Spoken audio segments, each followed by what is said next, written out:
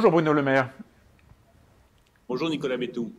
Voilà, merci d'être là en visioconférence. Alors on respecte évidemment les gestes barrières et puis vous êtes enregistré un tout petit peu avant notre conférence en live de ce matin parce que le président de la République vous a demandé de le rejoindre pour une réunion avec le monde du sport qui est évidemment très affecté par ce confinement et cette lutte contre le Covid. Notre sujet du matin, c'est quelle croissance après le Covid? Est-ce que votre vision du sujet a changé depuis l'annonce de la découverte d'un deuxième vaccin? C'était hier. Alors, elle n'a pas changé fondamentalement parce que la pandémie, c'est un moment dans l'histoire de la croissance mondiale et un moment que j'espère nous arriverons à dépasser, d'abord par des mesures de restriction sanitaire et ensuite, je l'espère, par l'apparition d'un vaccin et la diffusion de ce vaccin le plus largement possible. En revanche, ce qui a beaucoup changé dans ma vision, c'est d'abord la nécessité absolue de soutenir l'appareil productif, de soutenir les salariés pendant la crise. C'est ce que nous avons fait massivement. Nous avons protégé les compétences et protégé le tissu productif français. Et nous avons tous fait la même chose en Europe.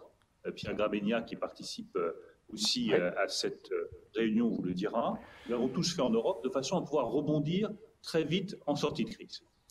La deuxième chose, c'est que cette crise va accélérer la nouvelle hiérarchie des puissances mondiales dès que nous aurons fini avec la pandémie.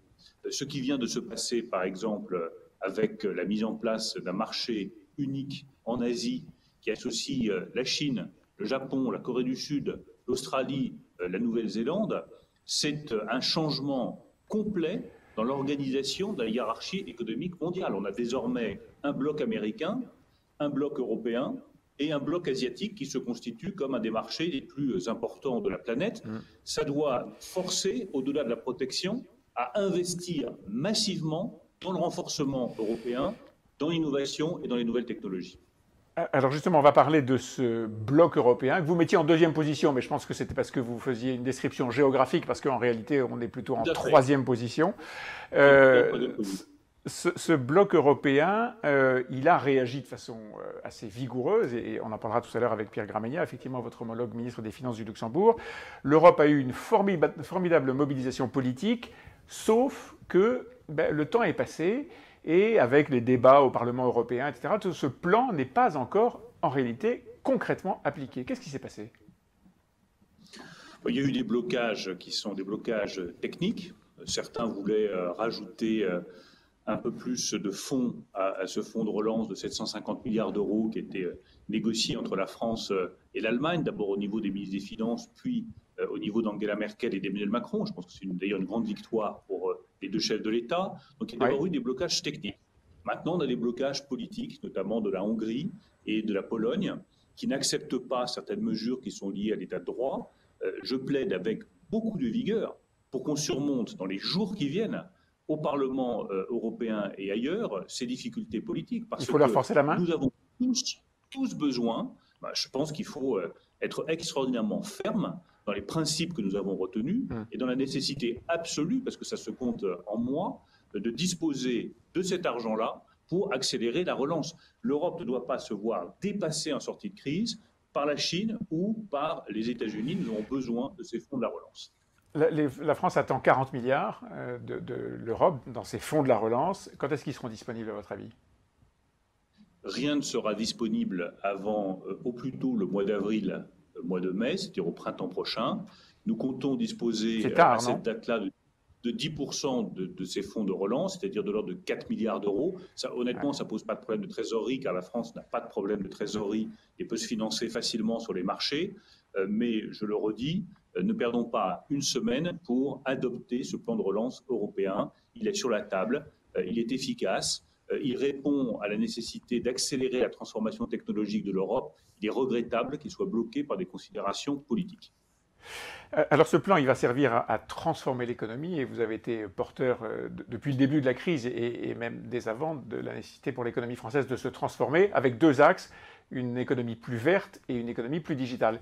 Mais avant ça, un mot sur ce qu'est le monde d'après, ou ce que pourrait être le monde d'après. Vous avez beaucoup plaidé pour une transformation du capitalisme. Est-ce que le monde d'après sera vraiment différent de ce qu'il était avant? Ah, il est indispensable qu'il le soit, je n'ai aucun doute là-dessus. Il doit être, vous l'avez parfaitement dit, d'abord plus décarboné. Nous devons arriver à produire autant en émettant moins de carbone. Et c'est tout à fait possible. Et c'est là que l'on voit le lien étroit entre innovation et décarbonation de l'économie. C'est parce qu'on maîtrisera, par exemple, la technologie des batteries électriques que nous aurons toujours autant de véhicules, mais qui émettront moins de carbone. Ça, c'est la première évolution indispensable, la décarbonation. La deuxième, qui mériterait d'être à la première place, c'est la lutte contre les inégalités. Si nous laissons les inégalités s'accroître à l'intérieur des pays développés ou entre pays développés et pays en développement, eh bien, nous aurons, au bout de cette crise sanitaire, une crise sociale et une crise politique de très grande ampleur. Nous aurons des flux migratoires qui s'accéléreront. Nous aurons une situation qui sera intenable du point de vue social comme du point de vue politique. La lutte contre les inégalités doit être au cœur du projet économique européen. Et je suis heureux de voir que c'est également au cœur du projet de M. Biden. Et là, on a une opportunité historique d'essayer de rapprocher nos positions pour que Américains et Européens mettent ensemble au cœur de leur projet économique la lutte contre les inégalités. Je reviens sur ma question sur la différence entre le monde d'avant et le monde d'après. Beaucoup de gens, lorsqu'ils vous entendent dire ça, se demandent si c'est le capitalisme lui-même qui est condamné dans ses fondamentaux ou si c'est son adaptation au monde d'après. Je prends un exemple. On comprend aujourd'hui que 1, 2 et bientôt plusieurs vaccins seront disponibles. Beaucoup de gens ont prétendu que la pandémie, l'épidémie massive de coronavirus était due à la mondialisation, ce que, évidemment, beaucoup d'experts ont finalement contesté. Ce qu'on voit, c'est que le vaccin et le vaccin mondial, avec des productions de probablement plusieurs milliards de doses, c'est un effet de la mondialisation et c'est un effet du capitalisme. Est-ce que ce capitalisme-là, il n'est pas excellent ? Ah ben moi, je plaide pour une adaptation du capitalisme, une adaptation en profondeur, un renouvellement en profondeur. Je ne plaide pas pour l'abandon du système capitaliste, parce que quand je vois les modèles alternatifs, ils me paraissent pas séduisants du tout, voire dangereux. Si l'alternative au capitalisme, c'est le collectivisme, je préfère un capitalisme renouvelé, en profondeur, pour lequel je me bats, plus décarboné, avec moins d'inégalités. Ça me paraît les bonnes orientations pour l'Europe et pour le reste de la planète. La deuxième chose sur laquelle je veux insister, c'est qu'il ne faut pas être naïf. Les rapports de force resteront au cœur des relations internationales, quel que soit le modèle économique sur lequel nous vivons. Et de ce point de vue-là, l'Europe a des efforts, mais considérables à faire pour défendre mieux ses intérêts économiques. Quand j'entends M. Biden dire que le point numéro 1 de son projet économique, c'est Buy American, j'aimerais qu'en Europe, on arrive à se débarrasser d'un certain nombre de dogmes qui me paraissent totalement obsolètes et qu'on soit capable de privilégier l'achat européen et notamment l'achat de PME européennes.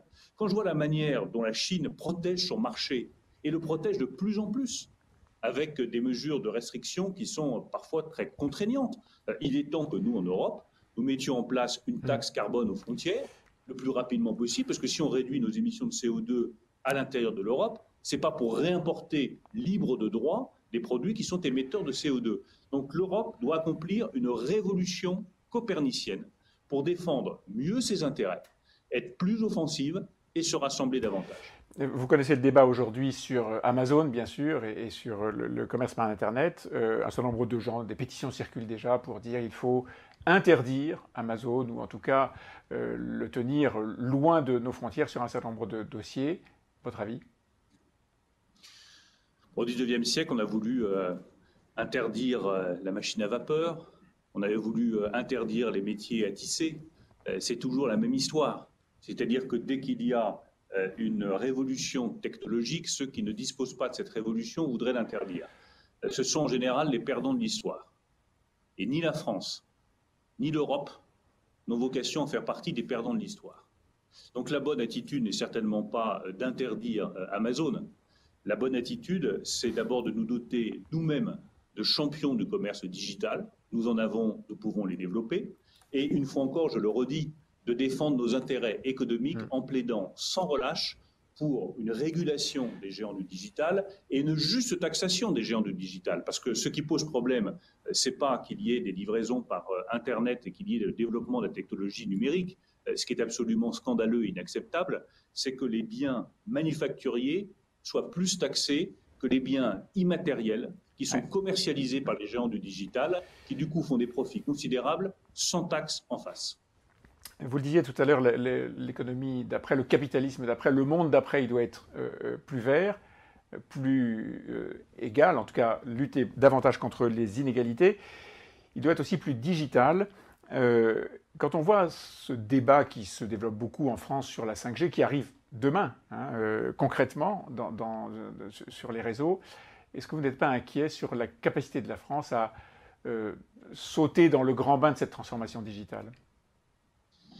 Moi, je pense que l'atout numéro un de la France dans l'économie du XXIe siècle, c'est son génie créatif. C'est son atout numéro un, génie créatif, génie entrepreneurial, capacité d'imagination. Si on s'amuse à brider ce qui fait le génie d'un peuple, c'est l'assurance de l'échec. Donc nous devons développer la 5G.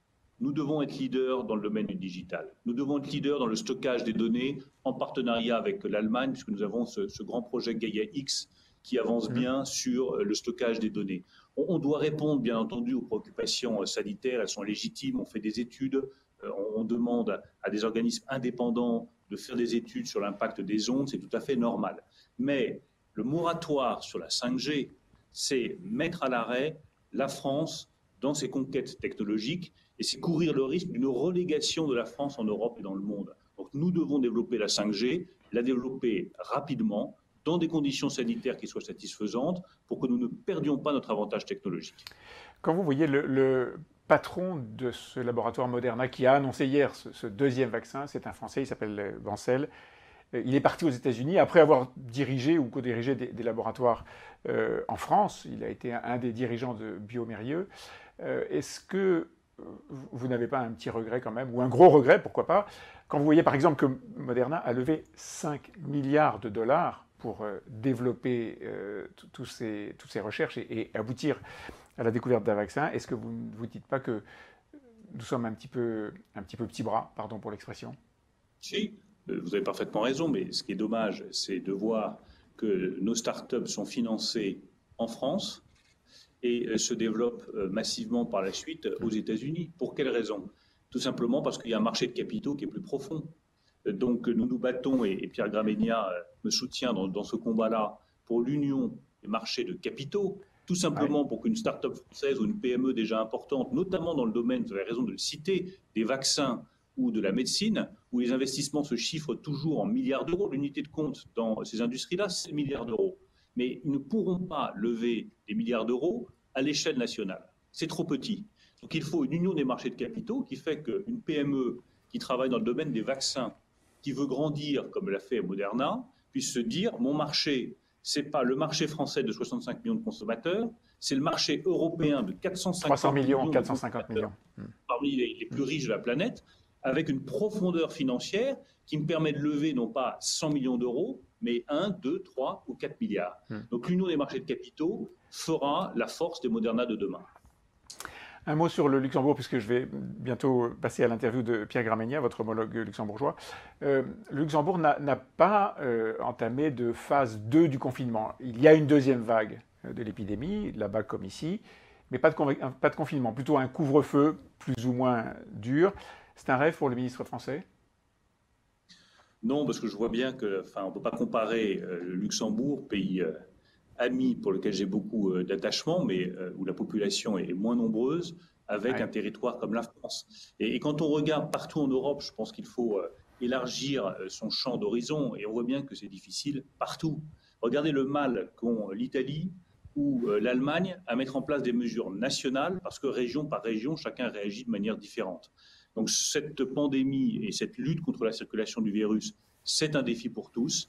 Il n'y a pas de solution magique. On cherche chacun la meilleure solution et le meilleur équilibre entre économie et sécurité sanitaire. Ce que je constate comme ministre de l'économie en France, c'est que ce deuxième confinement, il est plus réussi que le premier du strict point de vue économique. On perd 12% d'activité en novembre 2020. Au lieu de 30%. Plus de 30% au mois de mars. Et c'est ce qui rend d'ailleurs d'autant plus douloureux la situation pour les indépendants, les commerçants, tous ceux qui restent fermés et qui ont le droit à un soutien massif de notre part.